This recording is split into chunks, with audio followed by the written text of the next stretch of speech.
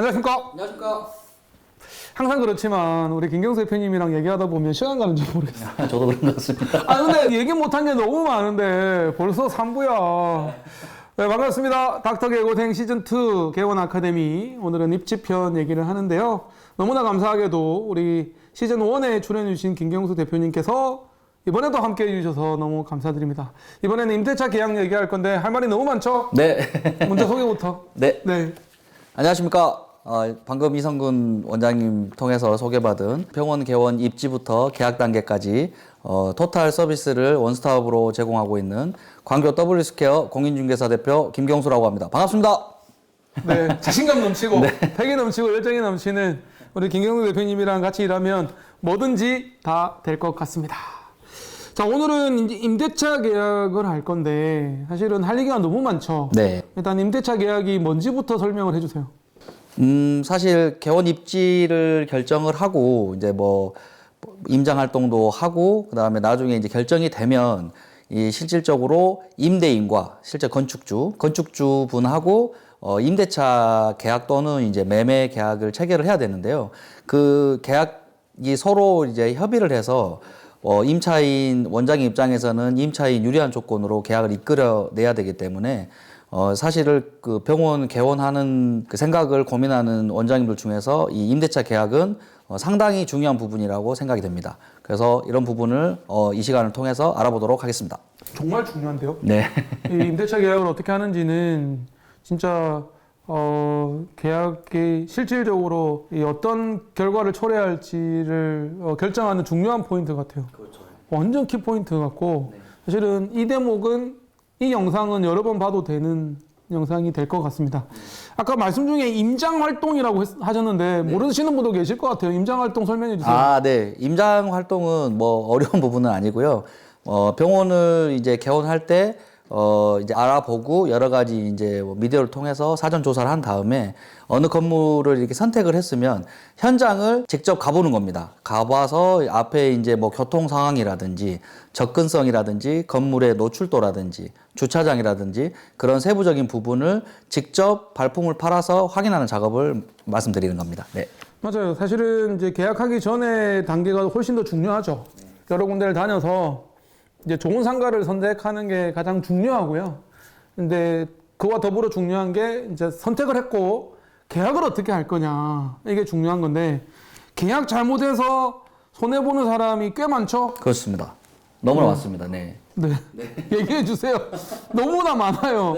이 10시간도 모자라요. 네, 사실은 사례도 너무 많고, 네. 네, 그래서 사실 임대차 계약은 이제 실질적으로 병원을 개원을 하고 결정을 해서 이제 이 임대인과 임차인 간의 관계로 실질적으로 임대 조건, 뭐 보증금, 월세, 뭐 그 다음에 권리금, 임대차 계약 기간, 그 다음에 여기 사용했을 때 무슨 문제점, 뭐 용도 변경, 그 다음에 뭐 세무적인 부분, 뭐 인테리어 부분, 관리비 부분, 뭐 이런 부분 전체적인 부분을 이제 임대차 계약을 통해서 임대인과 임차인 간에 이제 서류상으로 요식행위로 작성을 하는 거기 때문에 이게 한번 작성이 되면 이제 물을 수도 없고 나중에 이제 다툼의 소지가 되기 때문에 사전에 임대차 계약서를 꼭 꼼꼼히 체크하셔서 그리고 모든 부분을 가능성을 열어놓고 원장님이 유리한 조건으로 이끌어낼 수 있도록 또 만전을 기해야 되는 부분이고 그래서 단계에 있어서는 개원 단계 입지 선정부터 개원 단계 이제 병원을 개원하기 전까지 임대차 계약서 작성이 제일 중요하다고 생각이 듭니다. 맞아요. 특히 임대차 계약을 할 때 체크해야 될 게 참 많은데 보통 계약서를 하면은 이제 기본적인 위에 사항들이 있을 거고 뭐 갑과 을 어쩌고저쩌고 뭐 있을 거고 그 다음에 중요한 게 이제 특약 사항이 될 거예요. 첫 번째 질문은 임대차 계약 시 사전에 체크해야 될 게 뭔지 설명해 주세요. 임대차 계약을 하기 전에는 일단 해당 건물의 대출을 먼저 체크를 해야 될 것 같아요. 예를 들면 뭐 10억짜리 건물인데 대출이 사실은 60%가 넘어가면은 그 임대차 계약은 일단 하시면 안 돼요. 그래서 60% 만약에 10억짜리 건물이면 6억 이하의 근저당이라든지 이런 그 물건이 설정이 돼 있는 건물들을 먼저 이렇게 픽을 하시는 게 좋고요. 그 다음에는 건축물 대장을 확인을 하셔서 제1종 근린생활시설 의원으로 용도 변경이 되어 있는지 안 되어 있으면 용도 변경이 가능한 물건인지를 먼저 사전에 그 건축사나 이런 인테리어 업자를 통해서 가능한지 여부를 판단하셔서 이 임대차 계약을 하시기 전에 꼭 체크를 해보시는 게 좋을 것 같습니다. 이 두 개의 부분이 먼저 선행이 돼야 될 것 같습니다. 엄청 중요한 부분이에요. 사실은 이게 기본 중에 기본인데 기본을 확인 안 하시는 분이 그렇게 많다는 거를 알고 저는 깜짝 놀랐습니다. 네, 맞습니다. 아니 세상에 아니 이게 말도 안 되는 건데. 네. 자, 그런 거예요. 병원을 하려면, 의원을 하려면, 여러분들이 병원을 개원하려면 그 상가가 일종 근린생활시설이어야 하거든요. 근데 일종이 아닌데 병원을 개원하려고 하는 원장하고 계약을 하는 공인중개사가 있어요. 일종이 아닌데 병원 못 하는데 아니 그게 말이 돼요? 나는 정말 그게 황당했어. 아니 일종이 아닌데 어떻게 공인중개사가 계약을 성사시킬 수 있는 거죠? 처음에는 일종이 건축물 대장상 일종 의원이 아니고 뭐 2종이라든지 업무시설이라든지 그거를 일종 근생 의원으로 용도 변경이 가능합니다. 라고 이렇게 원장님한테 먼저 이끌어 내놓고 나중에 이제 용도 변경을 하는데 그렇게 해서 사실은 계약금을 날리는 경우가 너무 많죠, 사실. 나중에 되면 상관이 없는데 그 용도 변경이 자체가 안 되는 건물들이 되게 많거든요. 특히 이제 노후화된 건물들 같은 경우에. 그러니까 사실은 원장님 말씀처럼 용도 변경을 사전에 임대인이 해준다든지 그리고 일종 근린생활 시설이 용도가 되어 있는 건물들을 임대차 계약을 하시는 게 제일 중요합니다. 얘기를 들어보면 공인중개사는 그런 거 확인 안 하는 사람도 있대요. 아니 근데 원장 입장에서는 병원도 못할 일종도 아닌 이종에 왜 계약을 해주냐 이거예요. 근데 공인중개사는 또 그래요. 그거는 원장님이 확인하셨어야 되는 거라고. 저는 계약을 해주는 사람이지 그런 것까지 확인 안 해준다고 얘기하는 공인중개사도 있대요. 네, 맞아요. 아니 그게 말이 되냐고요. 자 옛날에는요. 자 라떼는 말이죠. 이 정도 됐어요. 네, 맞습니다. 이 정도 됐어요. 근데 일종으로 바뀐 지가 수년이 지났어요. 네. 근데 선배들하고 얘기하다 보면 나 이종인데 나 했는데 이렇게 한단 말이죠. 그런 건 믿으면 안 된다는 거예요. 바뀐 게 언젠데. 공부를 하셔야 되는 거예요. 여러분들이 아셔야 되는 거예요. 이게 당연히 안다고 생각하시고 저런 얘기를 왜 하고 의아해하시는 시청자분도 계시겠지만 모르는 분도 계세요. 맞아요. 심지어 저도 몰랐어요. 저도 시작할 때 이게 일종인지 당연히 몰랐거든요. 당연히 병원이 된다고 하니까 당연히 되는 거라고 생각을 하고 계약을 했는데 물론 김 교수 대표가 다 체크해 주셔서 문제는 없었지만 그렇지 않은 공인중개사도 있다는 거예요. 일종이 아닌데도 계약을 성사시키고 자기 공인중개 수수료만 받고 먹튀하는 사람이 있단 말이에요. 네, 알겠습니다. 네. 자, 두 번째. 일종이 아닌데 이종인데 일종으로 용도 변경해 주겠다고 얘기하고 계약하는 사람도 있어요. 맞습니다. 예. 우리 그런 사람도 많죠? 네. 용도 변경이 된대. 네. 일종이 아닌데 용도 변경 시켜주겠대. 그걸 믿으래. 근데 믿고 발등시킨 사람이 많다는 거잖아요. 그렇죠. 예. 왜냐하면 자 용도 변경이 되려면 되게 까다로울 수도 있어요. 맞아요. 안 될 수도 있어요. 맞습니다. 제가 좀 흥분했죠? 네. 흥분해야 돼. 흥분해야 돼. 이건 흥분해야 돼. 제일 중요합니다. 자, 용도 변경이 안 될 수도 있어. 용도 변경을 하려면 기본적으로 돼야 되는 조건이 있어. 네. 네, 맞습니다. 근데 그 조건을 맞추려고 건축사 사무실에 의뢰를 해서 건축사에서 용도 변경을 일종으로 바꾸기 위해서 건물을 뜯어 고쳐야 되는 경우도 있어. 네. 자, 그러면 용도 변경을 하려고 들어가는 돈은 누가 될 거예요? 그렇죠.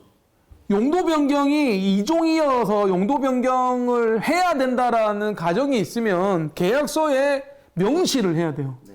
용도 변경 비용은 누가 낼 건지, 네, 맞습니다. 그게 제일 중요해요. 네. 임대인이 낼 건지, 네. 반반 낼 건지 네. 협의를 해서 맞습니다. 적어야 돼요. 네. 만약에 안 적고 그냥 사인을 했다 끝. 네, 끝입니다. 네 책임, 네. 원장 책임, 임차인 책임. 네. 네가 돈 내는 거예요.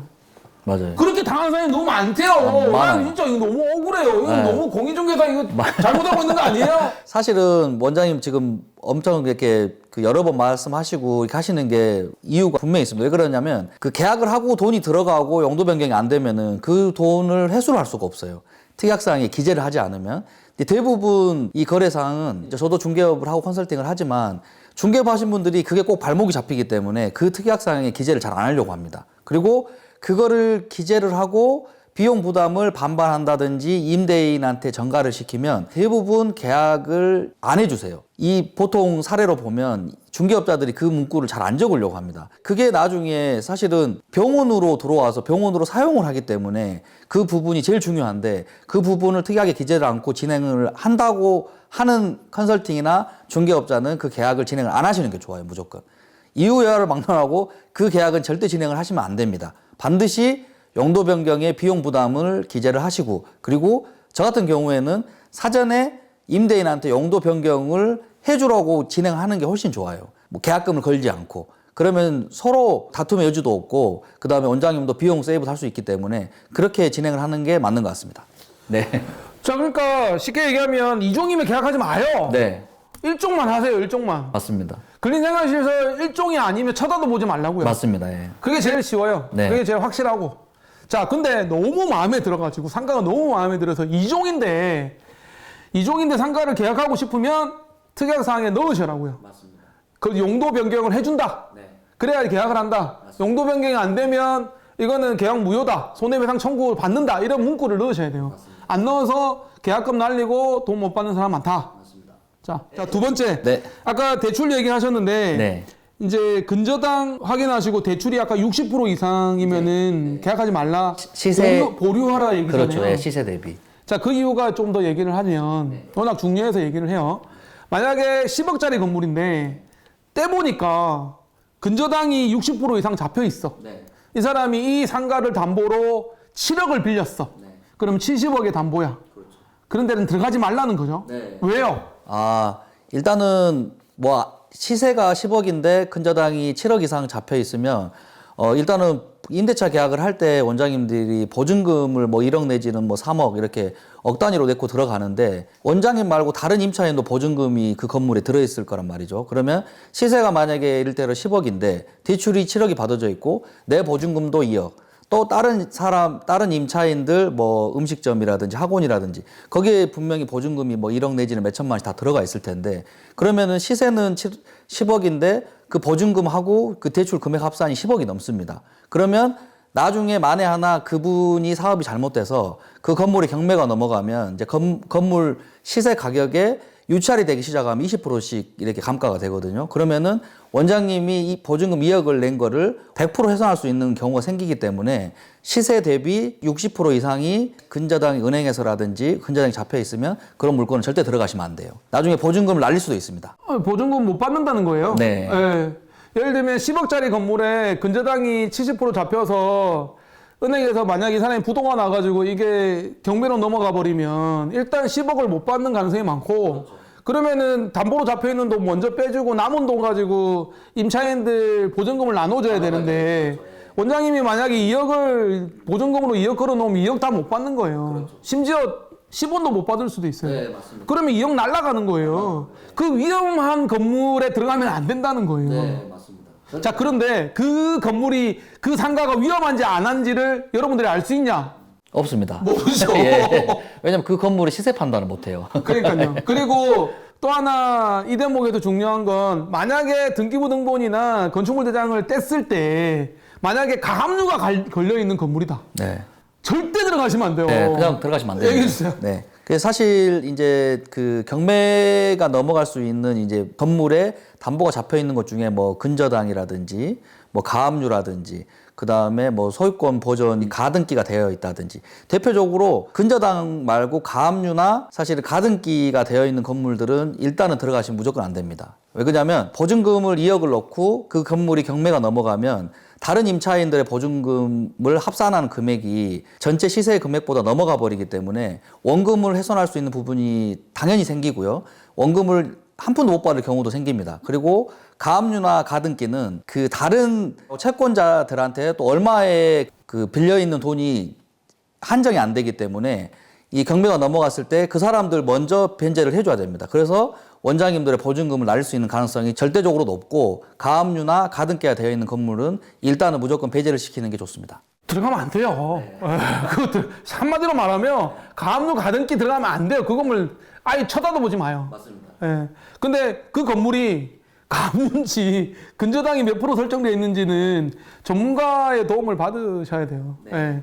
여러분들이 등기부등본이나 건축물 대장을 떼보면 알 수는 있어요. 거기 도장이 찍혀 있단 말이에요. 가압류라고 딱 찍혀 있는데 그걸 일일이 체크하기가 쉽지는 않고, 물론 체크하면 더 좋죠. 여러분들이 등기부등본이나 건축물 대장을 뗐을 때 이 건물의 상태가 어떤지를 파악하면 정말 전문 고수예요, 고수. 고수입니다. 예. 예, 왜냐면 이게 진짜 어렵거든요. 한번 떼보신 적이 있으세요? 한번 떼보세요. 그거 보면 뭐 엄청 그 많아요. 뭐 콘크리트 건물에 뭐에 뭐 실평수가 얼마. 근데 그거 떼보셔야 돼요. 떼보셔야 돼요. 왜냐면 거기에 평수도 나와 있고 실제 주인도 나와 있어요. 소유주가 누군지도 나와 있고 그다음에 저기 가압류인지 아닌지도 알 수 있고 정보가 상당히 많아요. 물론 그거를 전문가가 떼주시겠지만 그 본인이 열람할 수도 있는 거잖아요. 민원 24시 들어가면 할 수 있는 거라서 떼보시고, 좀 공부하시는 분들은 그거 다 떼고 찾아보시더라고요. 네, 맞습니다. 그거 기본적으로 돼야 돼요. 그리고 네. 용도 변경, 기본은 안 지키는 분도 많으니까. 근데 무조건 하셔야 됩니다. 하셔야 돼. 심지어 저희 아시는 분은 저기 건물 났다, 저기 상가 났다, 괜찮다 하고 알아봤는데 알고 보니까 2종이야, 2종. 2종이고 뭐 용도 변경도 뭐 너무 복잡하니까 아예 이제 안 쳐다보더라고요. 그런 것들을 아셔야 돼요. 이게 중요한 대목이라 좀 길게 얘기하는데요. 이거 꼭 확인하셔야 되고요. 그 다음에 제가 세 번째로 강조하고 싶은 건 장애인 시설이에요. 장애인 시설. 장애인 시설이 되게 문제되는 경우가 있어요. 자, 심지어 그런 경우도 있어요. 소아과가 그만두고 폐업해서 나갔어. 내가 그 자리 들어갔어. 소아과가 했었네? 그러면 일종이지. 병원 했으니까. 문제 없네? 생각하고 계약을 했어. 그런데 소아과는 60평 썼는데 내가 80평을 쓴다고 들어갔어. 근데 내가 들어가는 순간 그 건물에 의원이 차지하는 평수가 일정 평수를 넘어가면 500제곱미터를 넘어가는 순간 150평을 넘어가는 순간 내가 장애인시설 다 해야 돼. 맞습니다. 이해되십니까? 저는 이해가 안 되더라고요. 예를 들면 다른 층에 안과가 있었어. 안과가 60평을 썼어. 근데 내과가 80평을 썼어. 합치면 140평이야. 그때는 장애인시설 없어도 돼. 근데 소아과가 80평이 빠지고 내가 100평으로 들어가는데 합치니까 150평이 넘어. 500제곱미터가 넘어. 그러면 들어가는 사람이 장애인시설 다 해야 돼요. 와, 나 이거 몰랐다는 거야. 네. 근데 그거 진짜 공인중개사 하신 분들도 모르는 사람 되게 많아요. 네. 그 경험이 없으신 분들은 절대 모릅니다. 그 부분은. 그러면 어떤 문제가 생기냐면요. 또 흥분했어. 중요하니까 제가 흥분하겠습니다. 자, 150평이 되면서 장애인 시설을 해야 돼. 누가 부담할 거예요? 계약서에 정해야 돼요. 반반 부담을 하든지 임대인 부담을 해준다고 하면 땡큐고. 네. 만약 그게 특약사항이 없잖아? 그러면 들어가는 사람이 다 해야 돼요. 맞습니다. 근데 문제는 뭐냐면 장애인 시설 하는데 한두 푼이 드는 게 아니라는 거죠. 그렇죠. 맞습니다. 심지어 장애인 시설을 못 만드는 경우도 있어요. 맞아요. 예전 건물, 오래된 건물들은 못 만듭니다. 그거를. 자, 장애인 시설이라 하면 화장실, 주차장, 경사로가 있어야 돼요. 기본적으로 세 가지가 있어야 되는데, 자, 주차장이 넓어야 돼요. 주차장 부지가 없어서 장애인 전용 주차장 못 만드는 경우도 있어. 어떻게든 만들 수는 있어. 자, 화장실 들어가는데 화장실 통로가 1m는 돼야 돼요. 휠체어가 지나가야 되는데. 근데 기존에 좁으면 그걸 넓혀야 되는데 그걸 어떻게 넓힐 거야? 건물 부셔야 돼. 기둥 부셔야 돼. 근데 그 기둥이 건물을 지탱하고 있는 그 기둥이라면 부수지도 못해. 못 만들어요. 통로를 못 만들어요. 장애인 화장실을 못 만든다니까? 경사로 만들어야 돼, 경사로. 경사로 못 만들어. 못 만드는 데가 있어요. 그러면 어떻게 할 거예요? 만들고 싶어도 못 만들어. 장애인 시설 갖추는데 몇 천만 원 들어요. 수천만 원이 드는데 좋아, 그건 내가 내고라도 들어가겠다 해도 못 들어가는 경우도 있다니까요. 근데 방금 원장님이 정말 세부적으로 말씀을 너무 잘해주셨고 너무 중요한 부분이기 때문에 이게 사실은 임대차 계약 단계에서 먼저 사전에 지금 뭐 건축물 대장에도 나와 있는 상황이 아니고 등기부 등본에도 나와 있는 상황이 아니에요. 근데 계약금을 넣고 진행을 이제 잔금을 하기 전에 인테리어를 하려고 하는데 그 장애인 시설이 걸리면 원장님 말씀하신 것처럼 비용이 너무 많이 들고 제 경험상 건물이 20년이 넘어간 건물들은 이 건물의 구조적 하자 때문에 장애인 시설 입구라든지 이 휠체어가 지나다닐 수 있는 슬로프 자체를 시공 자체를 못 합니다. 그러면은 이 계약은 사실은 무효가 되고 보증금, 기계약금 등을 손해배상 청구를 해서 받아야 되는데 그거를 특약상에 기재를 하지 않으면 비용 부담을 하지 않으면 원장님은 사실은 개원도 못 하게 되고 또 기지급된 돈을 다 날릴 수가 있는 상황이 되기 때문에 반드시 원장님 말씀처럼 이런 장애인 시설, 용도 변경을 함에 있어서 장애인 시설은 꼭 체크가 돼야 되고 그게 안 되면 계약을 진행을 안 하시는 게 좋습니다. 그러니까 계약서에 임대차 계약서에 그 문구를 넣어야 된다고요. 네. 그 문구를 넣어야 된다고요. 장애인 시설을 갖추어야 하는 경우가 발생했을 때 그게 안 되면 계약을 무효하고 손해배상을 청구한다는 거를 문구에 넣어야 돼요. 그 특약 사항에 넣어야 된단 말이에요. 근데 공인중개사가 그거를 모르고 아니 저기 소아과 나간 자리에 들어가는 거니까 원장님 문제 없어요. 들어가세요 라고 했을 때 그 500제곱미터 이상이 돼버리는 순간 임차인 책임이 돼버리기 때문에 그거는 그 문구가 없으면 무조건 원장님이 다 부담해야 됩니다. 예. 그럼 개원을 못 합니다. 이 이제 세 가지 문제를 제가 좀 흥분해서 얘기를 했는데 사실은 체크해야 될 게 참 많긴 한데 또 얘기할 거니까요. 네네네. 자, 두 번째, 의사에게 유리한 임대차 계약을 하는 노하우. 여러 가지 부분이 있겠지만 이제 모든 이제 개원을 결정을 해서 건물을 선택을 하고 이제 임대인과 임대차 계약을 이제 실행을 해야 되는데요. 그러면 임대차 계약을 하면 그 동시에 보증금의 계약금, 뭐 많게는 중도금까지 다 들어가야 되는 상황이 발생을 하게 됩니다. 그러면은 임대차 계약을 할 때 중요한 부분이 있겠지만 실질적으로 제가 이제 경험상 제일 나중에 다툼이 없고 임차인에게 유리한 계약이 진행이 되려고 하면은 실제 이 병원으로 사용 수익할 수 있는 제1종 근생의 의원으로 용도가 돼 있는지, 그리고 여기 안 돼 있으면 이거에 대한 용도 변경은 임대인이 무조건 해주기로 한다. 그리고 임대인이 해주기로 하고 안 되면은 계약은 무효고 다 기지급 받은 건 손해배상 청구할 수 있다. 그 문구가 들어가야 되고요. 그 다음으로 렌트프리. 렌트프리는 실질적으로 인테리어 하는 기간에 원장님이 월세를 낼 수가 없기 때문에 그런 부분을 장기적으로 잡아서 또 비용을 세이브할 수 있는 부분, 그 다음에 원상복구 부분이 또 이렇게 임대차 계약에 들어가야 되고요. 나중에 이제 뭐 5년 후에 이렇게 임대 종료가 돼서 나올 때 그런 폐기물 처리라든지 원상복구 비용이 많이 들기 때문에 그 비용도 특약사항에 반드시 기재가 돼서 지금 현재 상태를 사진을 찍어 놓고 이 상태로 나중에 원상복구하고 나가기로 한다. 그 부분을 꼭 선행에 대해서 체크를 돼야 되고요. 그리고 이제 뭐 수도 전기 인입 부분, 이 지금 현재 몇 킬로와트가 들어와 있고 나중에 승합되는 부분은 누가 부담을 할 건지, 뭐 임대인이 부담을 할 건지 반반 부담을 할 건지 그 부분이 들어가야 되고요. 제가 사실은 임대차 계약을 하고 저도 이제 뭐 다른 사업을 운영하면서 굉장히 중요하고 나중에 그 소송의 다툼의 여지가 되는 부분이 개인적으로는 되게 중요하고 굉장히 임대차 계약을 할 때 먼저 서로 임대인과 선행이 돼야 되고 합의가 돼야 되는 부분이 나중에 양도양수 부분이에요. 임대차 계약서를 쓸 때. 이를테면 5년 계약을 최초 계약을 했을 때 5년 후에 재계약을 할 수도 있겠지만 원장님이 이제 뭐 개인적인 사정이나 이사 그런 부분이 생겨서 다른 데 지역으로 이동을 할 때 5년 후에 임대차 기간이 끝났을 때 임대인 분들이 동의를 안 해주는 경우가 되게 많습니다. 왜 그러냐면 원상복구를 하고 나가든지 아니면은 이제 이 병원이 뭐 너무 잘 돼서 후 임차인 그 후 이제 병원을 운영할 원장님을 제가 모시고 왔어요. 모시고 왔는데 현재는 뭐 예를 들면 2억에 보증금 2억에 월세가 1,000만 원인데 5년 후에 이제 제 후임 차인을 데리고 와서 제가 이제까지 뭐 병원 운영을 하시면서 영업 권리금이라든지 시설 권리금, 투자된 비용 이런 비용 부분을 후임 차인한테 받고 이렇게 나가야 되는데 그거를 여기 건물주가 임대 조건을 2억에 1,000만 원이었는데 후임 차임 들어올 때는 2,000만 원을 한다든지 그다음에 권리금을 못 받게 임대인들이 되게 많이 하거든요. 원장님이 그냥 임대 종료 기간이 끝나서 아무것도 권리 주장도 못 하고 그거에 대한 권리금도 못 받고 이렇게 나가는 경우가 많아요. 소송을 통해서. 그래서 임대차 계약을 할 때 반드시 임대차 기간 중이든 임대차 기간 종료 시점이든 제3자에게 양도양수했을 때는 임대인이 현재의 동일한 조건으로 임대차 계약을 동의해 주기로 한다. 이 문구가 반드시 들어가야 돼요. 근데 보통 사례를 보면 임대인들이 그 동의를 잘 안 해줍니다. 왜냐하면 나중에 이 조건보다 더 좋게 받기 위해서 그걸 잘 안 해주는데 먼저 처음에 최초 계약을 할 때 그걸 반드시 명시를 해야 돼요. 그리고 중개업자들이 그게 임대인한테 불편한 조항이기 때문에 그거를 다 기재를 안 하고 그리고 무야무야 넘어간 경우가 많아요. 재계약 때 그냥 뭐 이 조건으로 해주겠다. 구두상으로 하는 이렇게 넘어가는 경우가 되게 많거든요.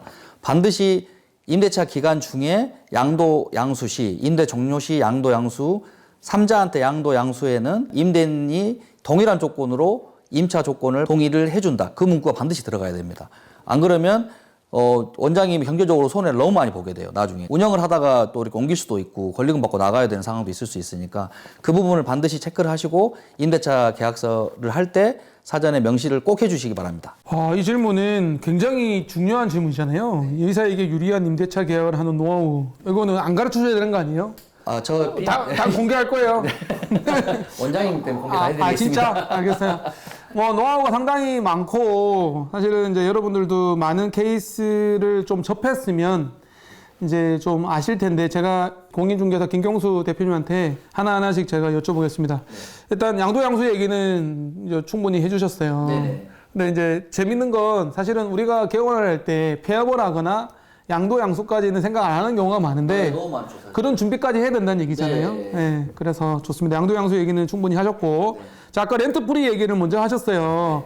일단 렌트프리가 뭔지 모르시는 분도 계실 것 같은데 얘기해 주세요. 이게 뭐 정확한 표현인지는 모르겠지만 그 취지는 잔금을 치르고 인테리어 하는 기간이 2개월에서 뭐 3개월, 뭐 4개월까지도 가는 인테리어 하는 기간이 걸리는데요. 그 기간 동안 임대인분이 원장님한테 월세를 무상으로 무료로 이렇게 제공을 해주는 기간을 말씀드리는 겁니다. 그래서 이 부분은 뭐 렌트프리, 그다음에 무상 임대료 부분을 계월수를 많이 그 임대인한테 요구를 하고 또 이렇게 득하는 게 원장님한테는 굉장히 유리한 조건의 계약이라고 말씀드릴 수 있겠습니다. 그러니까 렌트프리는 공짜로 쓰는 거잖아요. 네, 임대료 무상으로. 안 내고 공짜로 쓰는 기간이에요. 길수록 좋죠. 길수록 좋습니다. 길수록 좋은데 네. 일단 렌트프리가 렌트 빌린다, 프리 공짜는 얘기인데요. 우리가 계약을 할 때 협상을 잘 하셔야 돼요. 이게 렌트프리 기간을 길면 길수록 유리하기 때문에, 원장한테 유리하기 때문에, 뭐 임대료가 예를 들면 한 달에 뭐 7, 800이 든다 그러면 석 달이면 2천만 원이 넘는 거니까 최대한 길수록 좋잖아요. 협상을 잘 하셔야 돼요. 원장님이 협상하시면 안 되고요. 공인중개사가 협상을 해야 되는 거죠. 네. 근데 그런 부분도 있는 것 같아요. 이 렌트프리 기간이 길다라고 했을 때 그 상가가 별로인 경우도 있어요. 상가가 안 나가니까, 상가가 그렇게 좋은 곳은 아니라고 판단을 하기 때문에 임대인도 렌트프리를 길게 주는 경향도 있거든요. 네, 맞습니다. 그래서 렌트프리가 짧다고 나쁜 상가라고 얘기할 수는 또 없어요. 맞습니다. 네. 정말 잘 나가는 곳은 내가 잘 나가는 곳은 날 공짜로 안 줘도 들어올 사람 많다는 거거든요. 그러니까 렌트프리 기간을 최대한 많이 확보하고 임대인한테 많이 달라고 얘기하는 게 또 오히려 그럴 수도 있는 거죠. 그렇죠. 예.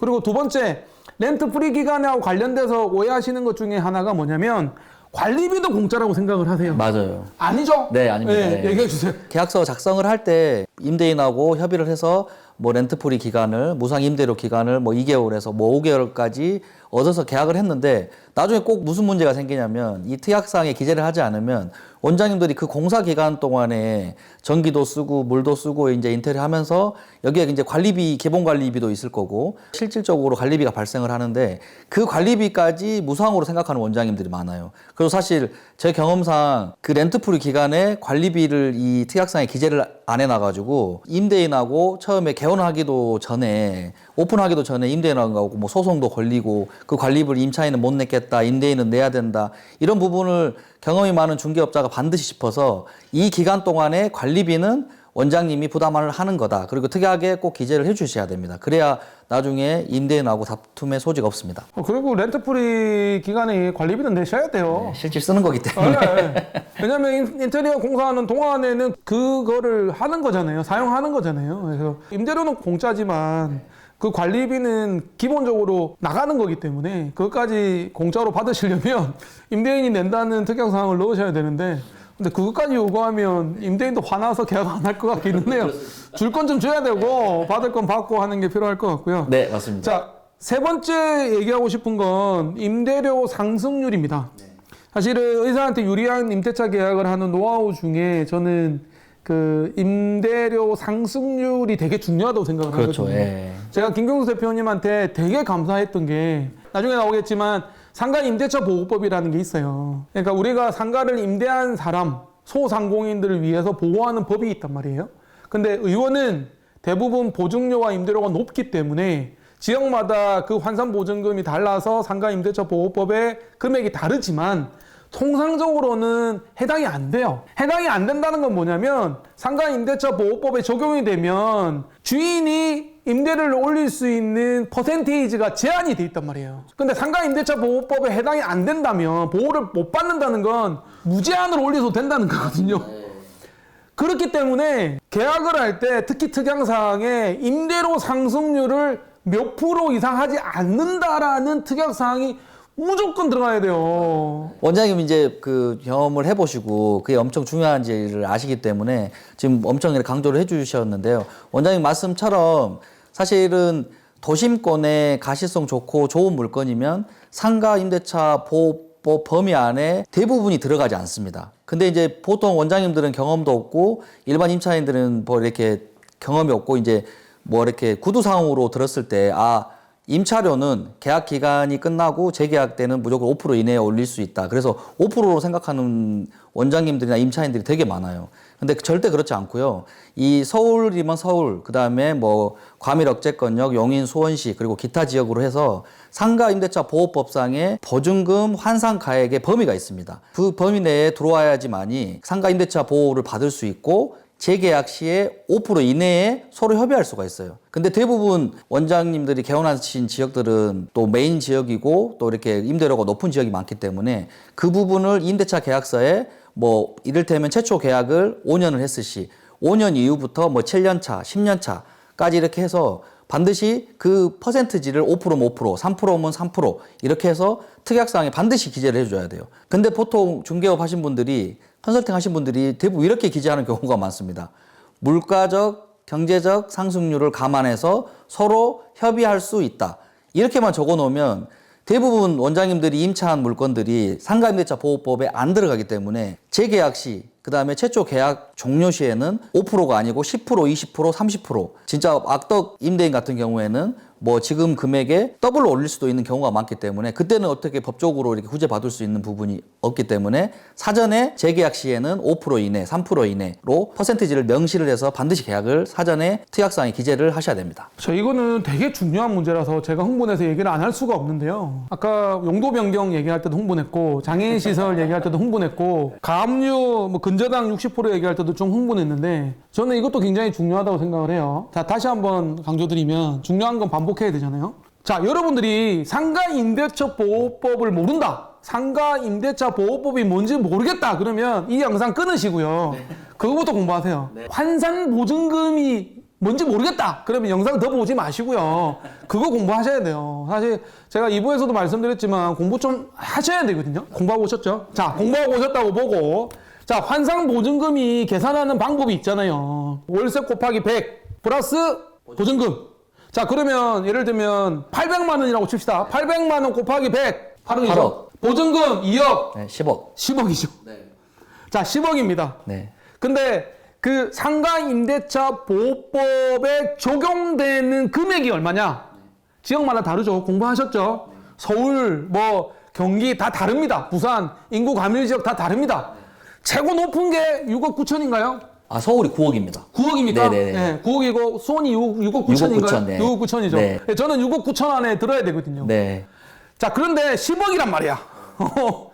10억이면 웬만한 병원은 해당이 안 돼요. 상가임대차 보호법에 보호를 받을 수 없다고요. 우리를 보호할 수 있는 의사한테 유리한 조건을 만들어야 되잖아요. 특약사항에 넣어야죠. 근데 문제는 안 넣어준다는 거죠. 임대인들은 안 넣어주죠. 자기 손해볼 거 뻔한데 왜 넣어줘요? 넣어줘도 자기가 좋을 거 하나도 없는데. 그래서 공인중개사를 잘 만나서 공인중개사가 특약사항으로 넣어줘야 돼요. 의사한테 유리하게. 상가임대차 보호법에서는 5% 이상 올리지 말라고 해요. 적어도 5%. 협의 한 3%에서 5% 정도 올린단 말이에요. 근데 여러분들 선배들하고 얘기하다 보면요. 병원이 잘 돼. 잘 나가. 5년 했어. 이 병원은 다른 데 안 가거든요. 네. 임대인들이 그걸 노리고 처음에는 싸게 계약을 했다가 몇 년 지나서 대폭 올립니다. 그럼 못 막아요. 상가임대차 보호법에 적용이 안 되면 못 막는다고요. 그러면 넣어야죠. 특약사항에. 당연한 거 아니에요? 근데 몰라서 못 넣으신다고. 몰라서 안 넣으신다고. 어떤 공인중개사는 알아도 안 넣어준다고요. 임대인이 불편해 하시니까. 그래서 사실은 그 굉장히 방금 원장님 말씀하신 것처럼 반드시 넣어야 되고요. 퍼센티지를 5% 이내로 픽스를 해서 반드시 기재를 하셔야 됩니다.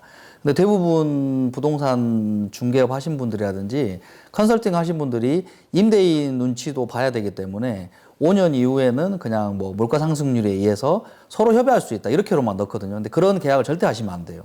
그러면 5년 후에는 원장님들이 병원이 잘 돼서 계속 운영을 하고 싶어도 그 월세를 만약에 1,000만 원에서 2,000만 원 올리면은 그 당장 병원 운영하는데 타격이 있기 때문에 울며 겨자 먹기식으로 재계약을 해야 되는데 그 이후로는 병원 경영이 조금 더 악화가 되는 거죠. 그래서 사실은 최초 계약을 할 때 반드시 그 금액을 상한율을 픽스를 해서 기재를 하셔야 됩니다. 뭐 그렇게 생각할 수 있어요. 뭐 나중에 옮기지 뭐. 근데 못 옮겨요. 옮기는 거 힘들어요. 저도 5년 됐지만 옮기는 거 쉽지 않습니다. 이거 다 버리고 다른 데 간다? 인테리어 지금 이게 몇 억이 들어가는데 이거를 버리고 다른 데 간다? 쉽지 않습니다. 울며 겨자 먹기로 계약을 할 수밖에 없기 때문에 상가 임대차 계약을 하기 전에는요, 여러분들이 요구할 수 있어요. 계약에 도장 찍는 순간, 사인하는 순간 그런 기회들은 다 없어집니다. 이 얘기를 강조해서 하는 이유는 모르고 계약하는 사람들이 너무 많아서 그래요. 자, 임대차 계약을 의사한테 유리한 계약을 하는 노하우 중에 하나가 원상복구예요. 아까 우리 김경수 대표님이 얘기하셨는데요. 원상복구는 내가 이거를 폐업을 하거나 나갈 때의 상황인데, 그렇죠. 사실 우리 개원할 때 그 생각 안 하거든요. 네. 그래서 원상복구 생각도 안 하는 경우도 많아요. 네네. 저도 그랬고요. 사실은 원상복구 부분은 나중에 이제 그 병원이 임대차 계약이 종료가 됐을 때 아니면 불가피하게 중간에 병원 운영을 못하게 돼서 이제 옮겨야 될 때라든지 이전에 계획이 있을 때 이제 필요한 건데요. 이 문구 원상복구 부분도 이제 임대인과 확실하게 정리를 안 해놓으면 이 원상복구 부분을 왜 간과를 하냐면 지금 당장 일어날 일이 아니기 때문에 간과를 많이 하시거든요. 근데 사실은 지금은 원상복구 부분이 병원이 사실은 뭐 적게는 요즘에는 뭐 60평, 많게는 150평, 200평까지 인테리어를 전부 다 하고 들어가기 때문에 나중에 불가피하게 이전을 하게 된다든지 임대차 계약이 종료가 돼서 만약에 진짜 병원 운영이 안 돼서 나오는 입장인데 이 원상복구 부분을 전부 다 해놓고 나가야 되는 상황이면 병원도 어려워서 경제적으로 힘든데 이 원상복구 부분 비용까지 전부 다 부담을 해야 되는 상황이 오거든요. 그래서 이거는 사전에 임대차 계약을 할 때 원상복구의 비용이라든지 원상복구의 범위, 사실은 처음에 들어갔을 때 뭐 아무것도 없는 상태였으면 그런 상태, 뭐 다른 업종이 있어서 거기를 폐기물 처리를 하고 원상복구의 비용이 들어갔을 때 그 비용은 임대인과 협의를 잘 하셔가지고 전문 중개업자한테 특약사항에 반드시 원상복구 비용은 뭐 임대인이 반절 부담한다. 뭐 예를 들어서 임대차 기간이 종료가 되면 원상복구는 하지 않고 임차인이 이 시설을 그대로 놔두고 나가기로 한다. 그런 문구가 특약사항에 꼭 기재가 돼야지 이거를 처음에 그 개원한다고 해서 나중에 그 엑시트 출구 전략까지 꼭 생각을 하셔서 원상복구 비용이라든지 범위는 꼭 사진을 첨부를 해서 기재를 해두는 게 비용을 아낄 수 있는 부분입니다. 전문 용어 나왔어요. 엑시트, 출구 전략. 예. 저는 말씀 중에 사진이라는 단어가 되게 중요하다고 생각을 해요. 이 원상복구 문제의 핵심은 사진에 있습니다. 그러니까 인테리어 하기 전에 계약 당시에 사진을 찍어 놓으셔야 돼요. 있고 없고가 엄청 중요해요. 사실은 이 원상복구 문제도 중요하기 때문에 제가 조금 더 설명을 드리면, 자, 얼마 전에 제 아시는 분이 병원도 아니고 그냥 10평짜리 그냥 공간에 상가를 분양을 받아서 몇 년 쓰다가 계약을 종료하고 나올 때 원상복구를 했어요. 10평에 1,000만 원 들었습니다. 이렇게 돈이 많이 드나 생각이 들었는데 많이 들어요. 요즘 인건비도 올라고 철거비도 올랐어요. 자, 두 번째 증례입니다. 제가 아시는 분이 병원이 너무 잘 돼서 모 지역에서 강남으로 이동을 했어요. 근데 모 지역에 나올 때 그 임대인이, 상가 주인이 뭐라 그랬냐면 이거 처음 들어올 때처럼 만들어 달라고 그랬어요. 몇 억이 들었어요. 한 150평 썼거든요. 몇 억이 들면서 혀를 돌렸어요. 아니, 처음에 들어올 때처럼 요구하는데 그분의 욕심은 그거였대요. 완전히 신상으로 깨끗하게 샷이 다 바꾸고 바닥재 다 바꾸고 천장 다 바꾸고 완전히 삐까뻔쩍하게 해달라고 그랬대요. 그게 원상복구라는 수준이었대요. 자, 그렇게 요구하면 만약에 사진이 없다고 봐요. 들어오기 전 상태로 만든다라고 했을 때 사진이 없다고 생각해요. 애매하잖아. 기준이 없잖아. 없어요. 해달라고 하는 대로 해줄 수밖에 없어요. 왜? 보증금을 안 주거든요. 보증금을 걸어놨잖아. 자, 두 번째 문제. 만약에 처음에 새 건물이어가지고 깨끗해서 들어왔다 그러면 해주면 돼. 근데 그게 아니라 중간에 받았어. 그러면 그 사람의 철거가 안 된 상태에서 받았단 말이에요. 폐업을 했거나 다른 업종이었는데 받았어. 그러면 어디까지가 원상복구냐 이거예요. 들어왔을 때 상태가 원상복구라고 임차인은 얘기하겠지만 임대인은 그게 아니거든요. 그럼 누가 어떻게 평가할 거예요? 기준이 어디 있다고. 그러니까 특약 사항에 넣어야 돼요. 근데 개원할 때는 자기 망할 생각 안 하거든요. 자기 잘 돼가지고 다른 데 가면 그 돈이야 주지 뭐 이렇게 생각하시거든요. 맞습니다. 그래서 처음에 절대 체크를 안 해요. 그 부분을.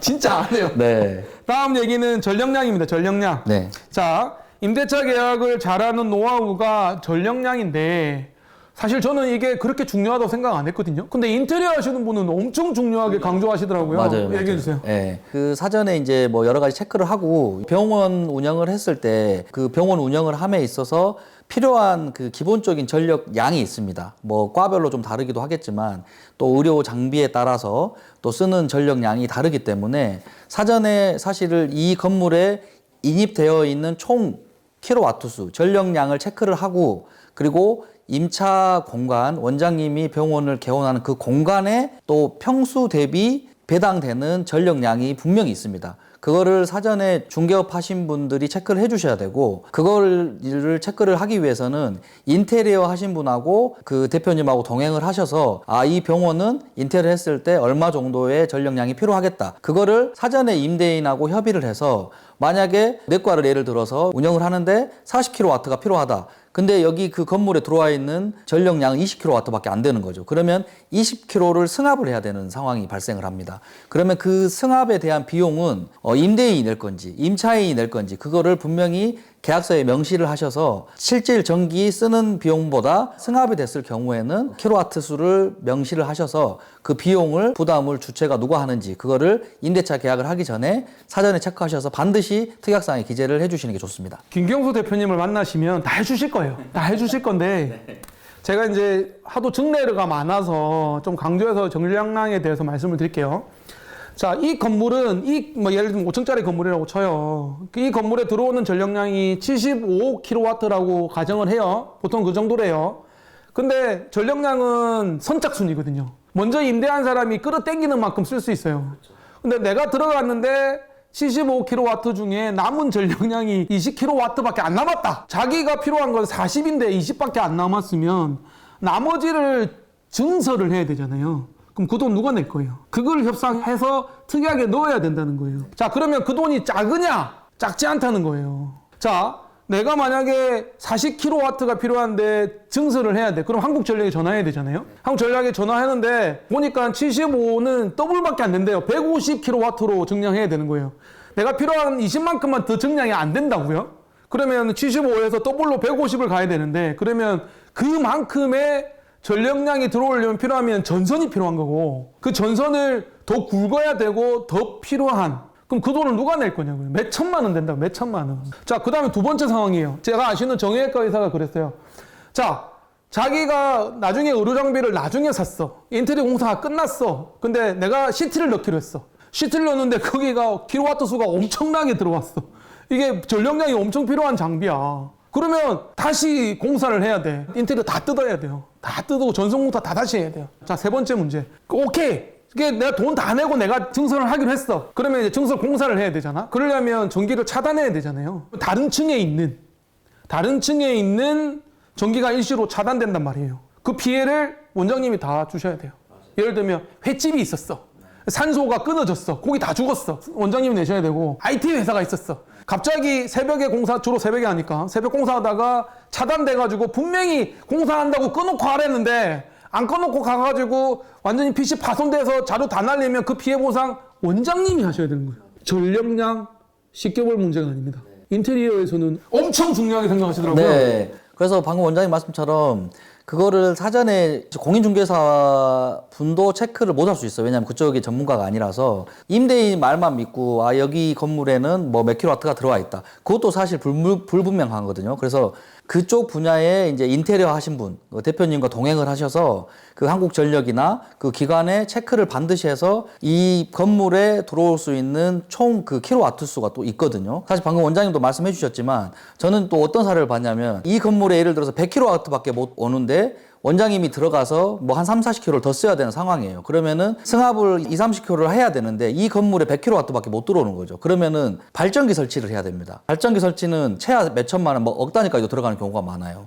그래서 그런 비용을 원장님이 나중에 다 부담을 해야 되는 경우가 있기 때문에 반드시 전문가 인테리어업을 하신 분들의 동행을 통해서 그걸 체크를 하고 그 와트수를 기재를 하고 비용 부담도 반드시 계약사항에 명시를 하셔야 됩니다. 그 공인중개사분이 이런 것까지 다 챙겨주면 참 좋은데요. 네. 전문 분야가 아니면은 사실은 이런 것까지 좀 놓치는 경우도 있고요. 맞습니다. 예. 또 병원마다 의료 장비를 쓰는 게 필요한 전량량이 좀 달라지기 때문에 네네네. 그런 것까지 세심하게 체크를 하는 전문가를 만나야 된다. 네. 이제 얘기를 좀 드리겠습니다. 네. 자, 그 다음에 또 의사한테 유리한 계약을 하려면 소방점검 하셔야 되고요. 네. 최근에 스프링쿨러 얘기 많이 나오잖아요. 맞아요. 이슈가 많이 됐죠. 그래서 입원실이 워낙 소방법이 강화되다 보니까 옛날에는 안 그랬는데 이제 입원실을 두려면 스프링쿨러를 다 있어야 되고 네. 근데 또 스프링쿨러가 또 그렇게 비용이 많이 든다면서요. 엄청 많이 들어갑니다. 네.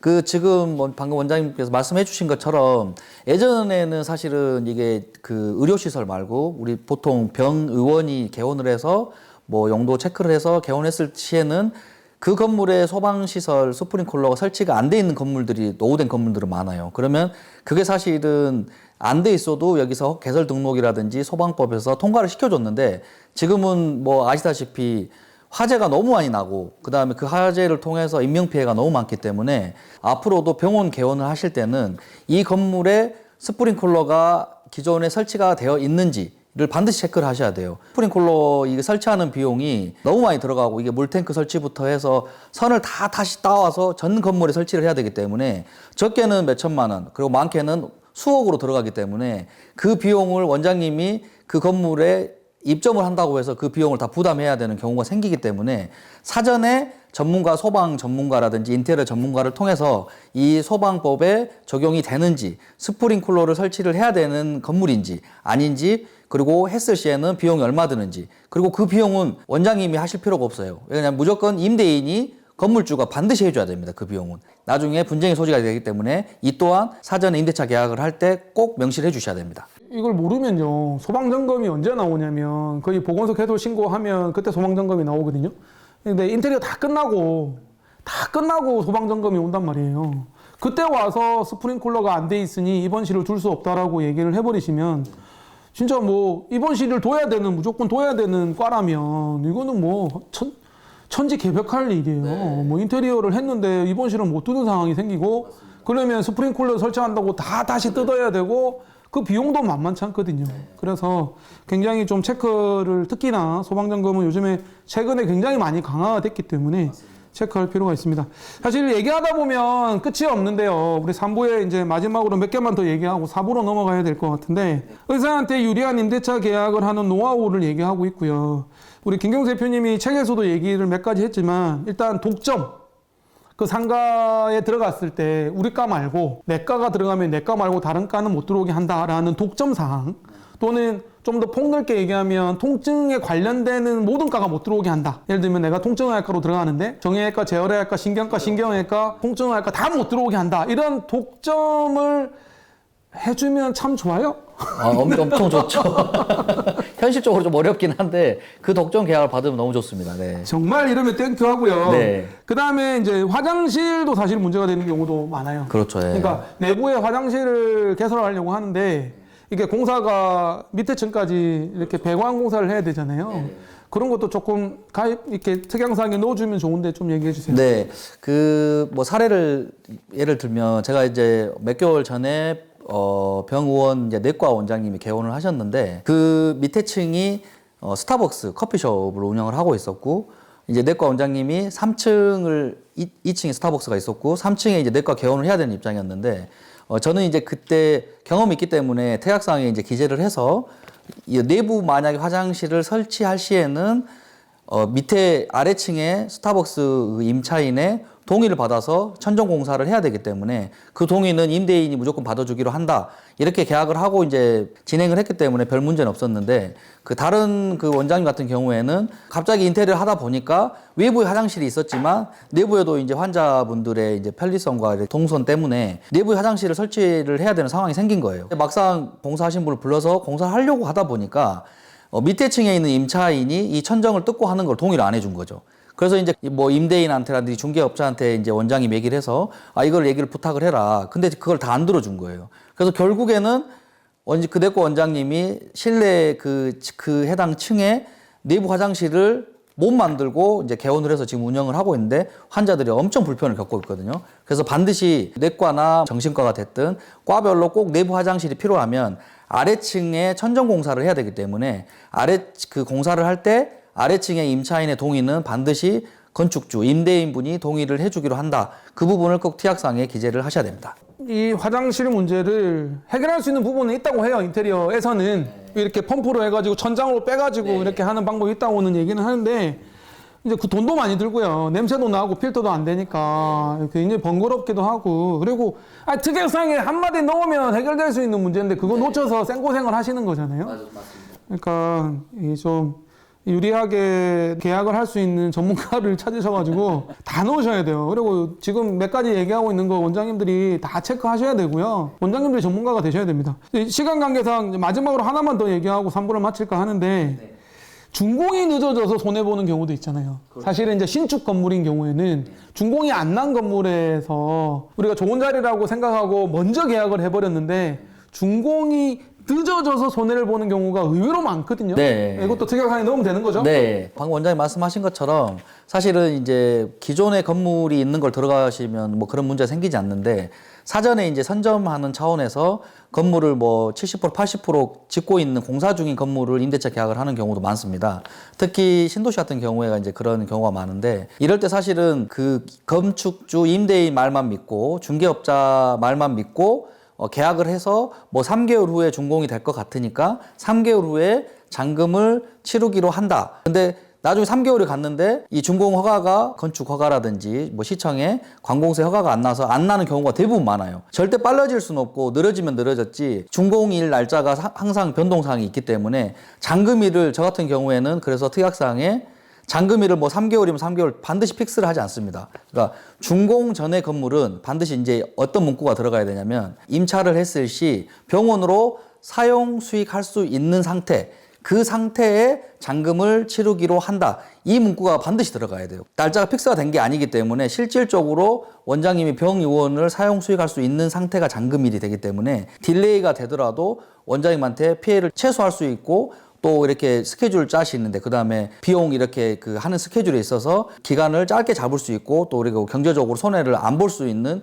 유일한 방법입니다. 다시 한번 말씀드리지만 특약사항에 준공되지 않는 건물은 사용 수익할 수 있는 상태의 잔금을 치르기로 한다. 그 문구를 꼭 넣어주시기 바랍니다. 거기다가 뭐 준공이 늦어지면 손해배상 청구한다. 네. 뭐 이런 얘기 들어가면 그럼 참 좋죠. 더 좋습니다. 네, 뭐 사실은 오늘 우리가 이제 대략적인 얘기만 했어요. 사실 이것만 해도 뭐 9개, 10개 정도 되는데 이거 말고도 챙겨야 될 게 엄청 많습니다. 관리비도 챙겨봐야 되고 뭐 정말 끝이 없는데 이제 우리가 시간의 한계상 우리가 이 정도만 해도 저는 김경수 대표님한테 너무 감사한 거예요. 이런 노하우를 다 대방출해 주는 거잖아. 그래서 너무 감사하고 사실 이 정도만 아셔도 큰 피해는 막을 수 있다. 그 맞습니다. 이런 예. 생각이 좀 들고 이것 때문에 땅을 치고 후회하시는 분들을 제가 간접 경험을 했기 때문에 직접 경험 절대 아니고요. 네. 간접 경험을 했기 때문에 좀 강조해서 말씀드립니다. 제가 오늘 3부에서는 좀 흥분을 해서 얘기를 좀 많이 했는데 여러분들이 그런 피해를 좀 안 당했으면 하는 간절한 마음에서 하는 얘기고요. 혹시나 제 발언이 불편하셨다면 사과를 정중히 드립니다. 자, 오늘 임대차 계약 첫 번째 시간 우리 3부 얘기를 했는데 우리 김경수 대표님께 임대차 계약 정말 중요하다는 얘기도 좀 듣고 싶고 좀 잘 해야 된다는 응원의 메시지도 좀 듣고 싶습니다. 네. 마지막 인사로 부탁드리겠습니다. 네. 그 사실 이제 개원을 고민을 하고 그다음에 계약을 하고 개원을 하기까지 여러 가지도 중요하겠지만 제 개인적으로는 이 임대인과 실질적으로 돈이 오가고 하는 부분 임대차 계약이 제일 중요하다고 생각을 합니다. 임대차 계약이 처음에 계약을 할 때 잘못 기재가 되고 협의되지 않는 사항이 기재가 되면 일단은 원장님이 경제적으로 손실을 너무 많이 봐요. 보증금을 날릴 수도 있고 불가피하게 본인의 의지와 상관없이 병원 개원을 못 할 수도 있는 상황이 생길 수 있습니다. 그래서 임대차 계약은 중개사라든지 인테리어 하신 분들이라든지 법무사님이라든지 세무사님 동원할 수 있는 모든 인력을 전문가를 동원을 해서 사전에 임대차 계약을 쓰기 전에 사전에 임대인과 협의를 하셔서 원장님, 임차인의 유리한 조건으로 꼭 이렇게 이끌어내서 임대차 계약을 진행하시는 게 좋을 것 같고, 그렇게 해야 원장님의 피해를 최소화할 수 있고, 그다음에 병원 개원하시는데 정신적인 스트레스를 최대한 줄일 수 있는 방법이라고 생각합니다. 반드시 전문가와 동행하고 협의를 꼭 해주시기 바랍니다. 감사합니다. 고맙습니다. 뭐 우리 이런 얘기 많이 하잖아요. 아는 게 힘이다. 진짜 아는 게 힘입니다. 몰라서 못했다. 성립이 안 됩니다. 문구를 안 넣어서 임대차 계약에 문구가 안 들어가서 손해보는 건 고스란히 몰랐던 원장님 책임입니다.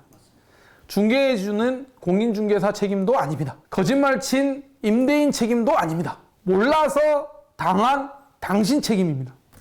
아는 게 힘이고요. 아는 만큼 보입니다.